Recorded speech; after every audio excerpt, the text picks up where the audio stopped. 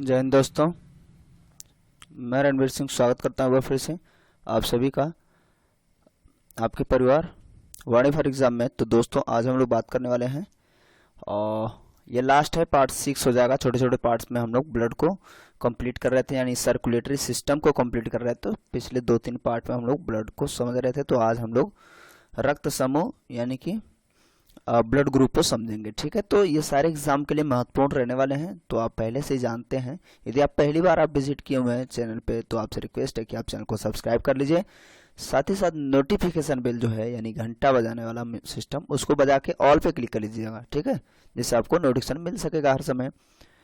और फिलहाल ये आखिरी वीडियो है। यदि आप इससे पहले वाले जो 5 वीडियोस हैं नहीं देखे हैं, तो प्लीज़ प्लेलिस्ट में जाइए, चेक करिए, देख लीजिए, या आपको एंड स्क्रीन में मिल जाएगा, है ना। ऊपर आई बटन पे भी मिल जाएगा, आप देख लीजिए।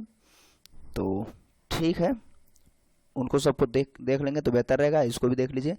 चलिए शुरू करते हैं। आज क्या है, रक्त समूह हमें पढ़ना था। तो देखिए, इसको जो रक्त समूह के बारे में मामला होता है, कार्ल लैंडस्टीनर ने 1902 में रुधिर वर्ग की खोज करी थी। ठीक है, यानी कि उन्होंने बताया था कि जो रक्त है एक्चुअल में एक ही नहीं है, इसमें बहुत सारे ग्रुप बन रहे हैं, और बहुत सारे का मतलब क्या है, 4। ठीक है, तो लैंडस्टीनर ने इनको जो है 1900, ये थोड़ा सा याद रख लीजिए, 1930 में नोबेल पुरस्कार मिला था। ठीक है, ये थोड़ा सा ध्यान दे लेंगे। और 1900 या 1902, 1900 से 1902 के बीच में इन्होंने, ये 1902 ही है तो 2 ही रखिए, खोज करी थी रक्त समूह ब्लड ग्रुप का। ठीक है, तो जिसमें 4 ग्रुप मिलते हैं, ओ, ए, बी और ए बी। मैं इसको क्रम में इसलिए रखा हूँ इधर से कि आपको थोड़ा सा सहूलियत हो समझने में। और हाँ, ये भी है, और जो ओ की खोज डी कास्टलो तथा स्टर्ली ने की थी। उससे पहले ये ए बी और ए बी को ही मतलब इन लोगों ने ऐसा डिवाइड किया था। फिर आगे मामला यहाँ से बढ़ा। ठीक है, अब ये थोड़ा सा, और इसमें आप देख रहे होंगे कि यहाँ पे लिखा है प्रतिजन, एक भी नहीं, प्रतिरक्षी मतलब ए बी, प्रतिजन ए, प्रतिरक्षी बी, प्रतिजन बी, प्रतिरक्षी ए, प्रतिजन ए बी और प्रतिरक्षी कोई नहीं। तो ये थोड़ा सा क्या होता है, ये प्रतिजन और प्रतिरक्षी भी पूछ लेता आमतौर पे। और ये है क्या आखिर में, आखिरकार ये है क्या, ये थोड़ा सा इसको समझने की थोड़ी, जैसे मान लेते हैं, हाँ एक एग्जाम्पल था। तो उसमें क्या है, जैसे मान लेते हैं यदि कोई डाक टिकट है, उस पर लगा गोंद है, तो गोंद को हम मान लेते हैं वो प्रतिजन है। वो जो गोंद है डाक टिकट पर जो लगा हुआ गोंद है, वो मान लेते हैं क्या है, प्रतिजन है। और जिससे भिगोने पर यह टिकट चिपकेगा, यानी कि चिपकाया जाएगा, मान लेते हैं जल, वो पानी वो है जल, जिससे जिसको हम भिगोएं तब उससे वो डाक टिकट चिपक जाएगा, है ना। तो हम उसे प्रतिरक्षी मान लेते हैं। ठीक है, अब इसी के तहत यदि टिकट पर ऐसा गोंद लगा हो जो जल से ना घुलता हो, है ना, तो उसके लिए हम क्या करेंगे, स्प्रिट, पेट्रोल, केरोसिन इत्यादि जो भी चीज़ें होंगी, उनसे हम लोग क्या करेंगे, छुड़ाने के काम में लाएंगे, है ना। तो ये तरीके से हम कह सकते हैं, इस तरीके से, चूँकि अगर वो चिपका हुआ है जल से, या जल से ना घुलने वाला हो, या कोई और चीज़ से घुलने वाला हो, तो वो प्रतिरक्षी के अंतर्गत आएगा। ठीक है, बस ये है, मान लीजिए ये गोंद है और गोंद को छुड़ाने वाला प्रतिरक्षी। ठीक है, तो ये ऐसा हो सकता है एंटीबॉडीज़ के तरीके से। ठीक है, तो बस ये याद रख लीजिए, ओ में क्या है, प्रतिजन नहीं होता, लेकिन प्रतिरक्षी ये भी होता है। बहुत ज़्यादा डीप पूछेगा तब ऐसा पूछेगा, ज़्यादा कोई मतलब नहीं है। और इसमें क्या होता है, ए वाले में प्रतिजन ए होता है और प्रतिरक्षी बी होता है, बी वाले में प्रतिजन बी और प्रतिरक्षी ए, और बी में प्रतिजन ए बी और कोई प्रतिरक्षी नहीं होता है। अब ये समझ लें कि हम लोग ये ब्लड किसको किसको दे सकता है, कौन कौन। ठीक है, तो ये है आपका, देखिए मैं बताऊं फटाफट इसको, ऐसे ओ ए बी ए बी ऐसे लिख लीजिए। और ये समझिए जो ऊपर है वो सबसे बड़ा है। ठीक है, बड़ा होने का मतलब उसे हम कहते हैं सर्वग्राही। ध्यान से समझिएगा। और जो सबसे नीचे है, सबसे गरीब है, तो वो, अरे यार उल्टा क्या लिख दिए, सर्वदाता, ठीक है। तो ये सर्वदाता हो जाएगा, लेकिन यानी कि सर्व को सबको दे, और नीचे वाला क्या हो जाएगा, सर्वग्राही, यानी कि ये बेचारा गरीब है, ये सबसे ले सकता है और इतना अमीर नहीं है कि ये किसी को दे दे। हाँ ये है अपने परिवार जैसे लोगों को दे सकता है, जैसे खुद ए बी जैसे, है ना। और अब यहाँ पे क्या है, ओ जो है अपने समान लोगों को तो दे ही सकता है, लेकिन अपने से नीचे सभी गरीबों को दे सकता है, समझ रहे हैं। तो ये डोनर है, और यूनिवर्सल यूनिवर्सल डोनर हो जाएगा, तो इसमें क्या होगा, ओ को तो दे ही रहा है, साथ साथ इनको भी देगा, तो ए बी और ए बी हो जाएगा। बस इसको ऐसे रटना नहीं है, ऐसे लिख लीजिए, ओ उसके बाद ए बी लिख दीजिए। फिर यहाँ पे ए है, तो ए ओ से ले सकता है लेकिन उसको देगा नहीं, क्योंकि भाई वो उससे गरीब है। तो क्या करेगा, ए को तो दे ही सकता है, बी को दे देगा और ए बी को भी दे सकता है। सेम है, बी ए से गरीब है तो ए को तो देगा नहीं, ओ से तो बहुत गरीब है तो कोई चांसेस नहीं बनता है, तो बी को दे सकता है और अपने जैसे इसको ए बी को दे सकता है, अपने से छोटे वाले को। तो बस ये होता है, इस तरीके से ये डोनेट कर सकते हैं। तो ये इस तरीके से ये सब यहाँ कट गया ना, तो ओ को देगा ही, ए प्लस बी और ए बी सबको दे सकता है, ठीक है। तो इस तरीके से आप याद कर लेंगे, कोई इसमें बहुत बड़ा इशू नहीं होने वाला है ना। और अब हम लोग बात करने वाले हैं अगले प्रश्न में चल के कि ये जो संतति होती है, संतान, उसमें कौन सा समूह जाता है। थोड़ा सा ये आपको थोड़ा सा सब्र रखना है, उसके बाद हम लोग थोड़े से महत्वपूर्ण चीज़ों पे बात कर लेंगे जो बहुत ज़्यादा महत्वपूर्ण रहते हैं परीक्षा के पॉइंट ऑफ व्यू से, और ये बहुत डीप बनेगा तब ऐसा पूछेगा फिलहाल। तो इसको हम लोग फटाफट देख लेंगे एक सरसरी नज़रों से, बहुत ज़्यादा टाइम नहीं लगाएंगे। देखिए, माता या पिता का जो रक्त समूह होगा वो, और बच्चे में क्या मिलने के चांसेस है, प्रोबेबिलिटी क्या समझिए, क्या मिलेंगे और क्या नहीं मिलेंगे, ना वाले हैं। जो इधर मिलेंगे, जो बचे हुए होंगे चारों में से इधर ना मिलेंगे, है ना। यदि माता और पिता दोनों का रक्त समूह ए होगा, तो पुत्र में या संतति में ए और ओ की प्रोबेबिलिटी होगी, यही दोनों रक्त समूह इसमें आएंगे, और ये बिल्कुल नहीं आएंगे बी और ए बी, ठीक है। और ए और बी वाले अगर हो रक्त समूह, यानी कि इसमें माता या पिता कोई भी हो सकता है आपस में, बी और ए का, तो उसमें ओ, ए बी और ए बी चारों रक्त समूह बच्चे में, संतति में जा सकते हैं, तो बचा कुछ नहीं, तो उधर कोई मतलब ही नहीं है। अब यदि ए और ए बी वाले क्या है, माता पिता है, पेरेंट्स हैं, तो बच्चा क्या होगा, ए बी और ए बी वाला होगा, ओ यहाँ पे कैंसिल हो जाएगा, तो बचा हुआ ओ ना में आएगा, ठीक है। आगे ए और ओ वाले हों, तो उसमें जो है पुत्र में ओ या ए हो सकता है, तो बचा हुआ बी और ए बी नहीं होगा, ठीक है। आगे बी और बी वाले हों, तो बी और ओ हो सकते हैं रक्त समूह, ए और ए बी नहीं हो सकते हैं। एक्चुअल में ये जो बड़ा डीप प्रोसेस है, मैं सोच रहा था इसको, मैंने आगे पिछले जो वीडियोस थे उनमें मैंने बताया भी था कि हम लोग गहराई से बात करें कि एक्चुअल में ये कैसे होता है, लेकिन फिर मैंने सोचा इसका ज़्यादा कोई रोल तो है नहीं, है ना, फिर टाइम ज़्यादा खर्च करने की कोई ज़रूरत नहीं, बस ऐसे एक सारणी बना दिए और फटाफट देख लेंगे। बस ये है कि आप इसका स्क्रीनशॉट वगैरह लेके आप देख लेंगे या एक दो बार ऐसे, तो थोड़ा सा जहन में रहेगा, बस ज़्यादा कुछ है नहीं। बी और ए बी का होगा, तो ए बी और ए बी, तो ओ नहीं होगा, ठीक है। यदि आपको बिल्कुल लगे कि इसका कैसे क्या प्रिंसिपल क्या है, तो आप कमेंट कर सकते हैं, मैं कोशिश करूंगा इसको बिल्कुल आसानी से समझाया जा सके। बी और ओ वाले हों माता पिता, तो बच्चा भी क्या होगा, बी और ओ वाला ही होगा, लेकिन ए और बी वाला नहीं होगा, ठीक है।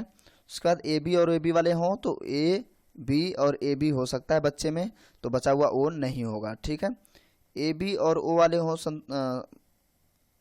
यानी हम कहें तो पेरेंट्स, तो बच्चा ए और बी वाला होगा, जबकि ओ और ए बी वाला नहीं होगा, ठीक है। ओ और ओ हो तो ओ ही होगा, ठीक है। तो इसमें से ये वाले और इधर से क्वेश्चन पूछ सकता है, बहुत ज़्यादा डीप नहीं पूछेगा, ठीक है। इतना ज़्यादा इसमें हम लोग समय नहीं गंवाएंगे। अब हम लोग थोड़ा सा बात कर लेते हैं कि क्या महत्वपूर्ण और क्या महत्वपूर्ण होते हैं। जैसे मान लीजिए पहली बात तो अच्छा, एक चीज़ हमें और देखना है कि आर एच फैक्टर भी पूछता है बहुत ज़्यादा। आर एच फैक्टर समझ लें पहले, उसके बाद हम लोग आगे चलेंगे, ठीक है। तो आर एच फैक्टर क्या है, एक हम कहें तो एंटीबॉडीज़ कह लीजिए, जो भी कह लीजिए, है ना। तो ये होते हैं आर एच फैक्टर जो है, सबसे पहले इसको लैंडस्टीनर ने तो ढूंढा ही, साथ में एक और बीनर थे या आकारक कह सकते हैं। अभी देखिए थोड़ा सी इसकी कहानी है ना। तो इसमें क्या होता है, इसका बड़ा महत्व है आर एच फैक्टर का, ये प्रतिजन का काम करता है। तो इसमें देखिए लैंडस्टीनर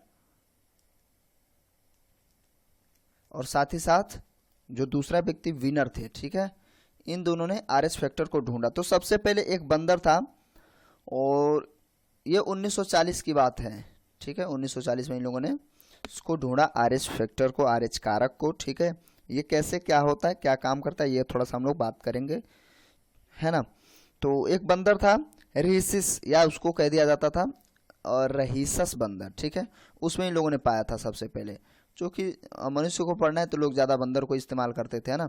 तो रहीसस बंदर में आर एच फैक्टर सबसे पहले पाया गया, सबसे पहले, ठीक है। तो ये क्वेश्चन बन सकता है ऐसे। और ये जो होता है आरबीसी में एक प्रतिजन जैसा ही होता है, हम कहें तो एंटीबॉडीज जैसा ही होता है, उसी का जैसा काम करता है, ठीक है। तो वो पाया गया, है ना। और सबसे पहले उन लोगों ने जब प्रयोग किया तो उस ब्लड को खरगोश जो होते हैं, खरगोश और गिनी पिग्स, ऐसे कुछ जो जानवर थे, उनके शरीर में इंजेक्ट करके इन लोगों ने ट्राई वगैरह किया, है ना। और फिर बाद में पाया गया कि जो पूरा अमेरिका, न्यूयॉर्क जो था, न्यूयॉर्क के 85% गोरे लोग, यानी हम कहते तो 85% लोगों में भी यह प्रतिजन पाया जाता है। यानी कि टोटल बात करें तो भारतीयों में, ये देखिए बहुत ज़्यादा क्वेश्चन बहुत बढ़िया बनेगा, भारतीय लोगों में आर एच कारक जो है कितना परसेंट पाया जाता है, तो 97%, ठीक है। तो 97% जो है आर एच फैक्टर पाए जाते हैं, आर एच कारक। अब हम आर एच क्या करते जा रहे हैं, आप समझ ही नहीं पा रहे हैं ना। तो इसको थोड़ा सा हम लोग समझते हैं, और हम कह सकते कि एक तरीके से यह है एंटी सीरम ही होता है, एंटीबॉडीज होता है, ठीक है।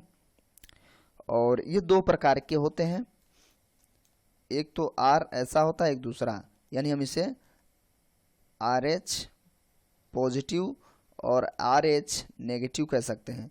अब ये दो प्रकार के लोग होते हैं, ठीक है। तो जब ब्लड बैंक में ये सब चीज़ें दी जाती हैं, डोनेट करना हो या ब्लड चढ़ाना हो, तो ये सब देखा जाता है कि भाई ऐसा है कि यहाँ पे कैपिटल आर या स्मॉल आर है, या आप कह सकते हैं आर एच पॉजिटिव या आर एच नेगेटिव वाला है या नहीं, ये भी ध्यान दिया जाता है, ठीक है। तो ये मेंडलीफ के अनुसार ये कैपिटल आर और स्मॉल आर होगा, बाकी तो पॉजिटिव और नेगेटिव में काम चला लिया जाता है। तो इसमें क्या होता है, ये जीन होते हैं, जो आर एच पॉजिटिव होता है वो आर एच नेगेटिव पर प्रबल होता है, प्रभावी होता है, ज़्यादा व्यापक होता है, ठीक है। अब इसमें क्या होता है,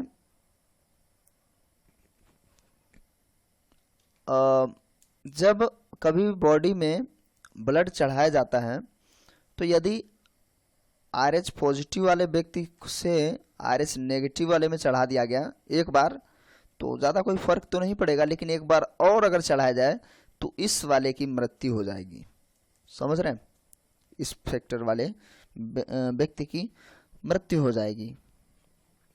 तो वहाँ पे इन चीज़ों को ध्यान में रखा जाता है, ठीक है। तो ये चीज़ें थी थोड़ी सी, है ना, ये प्रतिजन होता है आमतौर पे, तो ये चीज़ थोड़ा सा याद रखेंगे, जो ब्लड में पाया जाता है, ये लास्ट में पता लगा था। और थोड़ी बहुत जो चीज़ें हैं, थोड़ी सी हम क्या समझ सकते हैं, अगर हाँ, जैसे अब बात कर लें, अगर मनुष्यों में टोटल कितना ब्लड पाया जाता है या शरीर का परसेंटेज में कितना होता है, तो शरीर का प्रतिशत में भाग जो ब्लड होता है वो कितना होता है। देखिए टोटल अगर आप ब्लड की बात कर लें परसेंटेज में, तो 7 से 8% शरीर के भार के बराबर, शरीर के भार का 7 से 8% ब्लड पाया जाता है बॉडी में, ठीक है। यानी टोटल औसतन अगर बात करें, मान लेते हैं 70 किलो का आदमी है, तो औसत जो है पुरुषों में, आमतौर पे पुरुषों में थोड़ा ज़्यादा होता है ब्लड, कितना होता है 5 से 6 लीटर, ठीक है। तो ये होता है, लेकिन महिला में क्या होता है, ये मेल की बात थी। और फीमेल में क्या हो जाएगा, फीमेल का वजन तो कम ही होता है, इसीलिए ऐसा होता है। तो लगभग 25% जो है कम होता है। तो कितना कम हो जाएगा, 25% कम होने का मतलब यानी इनमें 4 से 5 ही लीटर ब्लड पाया जाता है, ठीक है। महिलाओं में रक्त, ब्लड की बात कर रहे हैं हम लोग, ठीक है। तो ये चीज़ें थी। तो ऐसे प्रश्न पूछे जा सकते हैं, है ना। और ये भी पूछ सकता है कि शरीर का कितना भाग ब्लड का होता है जो कवर करता है, घेरता है। तो हम कहेंगे शरीर का 1/13 भाग जो है रक्त कवर करता है, घेरता है, ठीक है, शरीर का, पूरे शरीर का, ठीक है। तो बस ऐसा ही कुछ प्रश्न हो सकते थे, है ना। लगभग हम लोगों ने कंप्लीट कर लिया है। और ये वीडियो कैसा लगा, क्योंकि ये इसमें थोड़ा सा आपको बोरिंग लगा होगा, वो जो संतति में कैसे क्या होता है ये चीज़ें, बाकी थोड़ी सी कन्फ्यूजन है, यदि रह गई होगी कैसे किस ग्रुप में क्या क्या होता है, किसको कौन डोनेट कर सकता है, तो वो आपको क्लियर हो गया होगा। और भी चीज़ें जो थी, चूँकि लास्ट था, और अभी है तो बहुत कुछ, लेकिन इतना डीप कोई ज़रूरी है नहीं, है ना। तो बस ठीक है, ये वाला वीडियो कैसा लगा आप कमेंट करके ज़रूर बताएंगे। और वीडियो अच्छा लगा तो प्लीज़ वीडियो को लाइक कर दीजिए प्यारा सा, और साथ साथ नोटिफिकेशन बेल को ऑन कर लीजिए, क्योंकि आपने सब्सक्राइब तो कर ही लिया होगा, नहीं किया तो कर लीजिए। और दोस्तों के साथ शेयर करना बिल्कुल ना भूलें। मिलते हैं अगले वीडियो में, तब तक के लिए नमस्कार, जय हिंद, जय भारत।